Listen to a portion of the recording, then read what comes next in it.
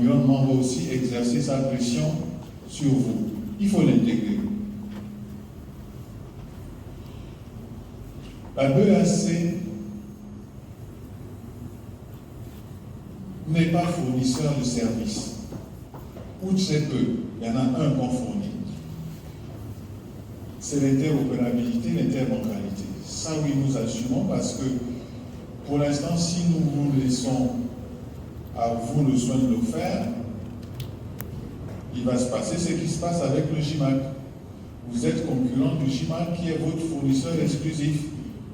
Donc, nous allons assumer pour notre part de dire que tout ce qui est interopérabilité, la Banque centrale, qui est le concurrent de personne, va assumer.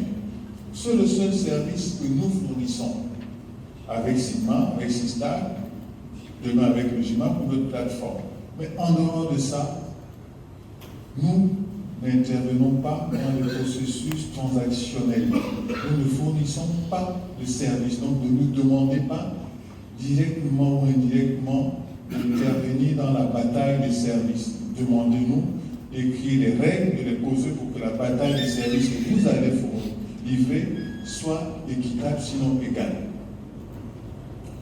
Les API normalisés, pour être très concret, les API normalisés, nous on va les écrire pour Sistar Sigma. Mais après le reste, on vous laisse libre d'exprimer votre génie. Parce que les API normalisés, c'est des services pour pouvoir les échanger, les vendre. Donc nous ne sommes pas vendeurs de services, ou du moins si nous sommes vendeurs d'un service public. Donc il va falloir qu'on définisse peut-être tous ensemble c'est quoi le service public dans les paiements, le système financier.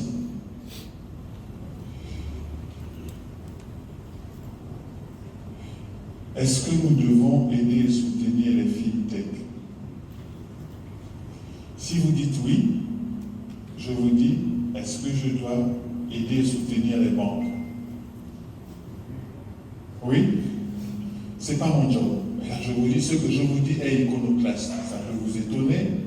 Le job de la Banque centrale n'est pas de soutenir et aider les intermédiaires. C'est une erreur économique, philosophique et stratégique qu'on fait de penser que une banque centrale est là pour aider les banques ou les intermédiaires financiers. C'est une erreur. Une banque centrale, elle est faite pour protéger l'épargne et les épargnants, pas les intermédiaires. D'accord? Donc, si vous me demandez d'aider les fintech, quelqu'un va vous dire, les fintech, nous sommes en compétition, pourquoi vous n'aidez pas les banques? Et là, vous allez dire, les banques ont beaucoup de moyens, pourquoi est-ce qu'on les aide? Égalité de traitement ou équité de traitement, on choisirait. Non, on peut décider collectivement que ce secteur d'activité mérite une aide. C'est une politique qui devrait être portée par tous à un niveau au-dessus de la Banque centrale. Mais on peut porter le message, on va le porter. Si le développement des fintech mérite des aides particulières, des actions d'aide particulière au développement, on portera.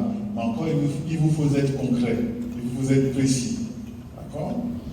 Il faut que vous puissiez nous dire à nous, Banque centrale, voilà les aides, le type d'aide, le type de soutien qu'on souhaiterait avoir des États, nos États de la Banque centrale, pour que nous on porte la parole, ministère des Finances, ministère du Développement, des différents États, pour que ce problème au niveau régional soit pris en compte. Donc il vous faut être concret. Je ne connais pas alors la diversité des fintech, fait que vous n'avez pas tous les mêmes problèmes.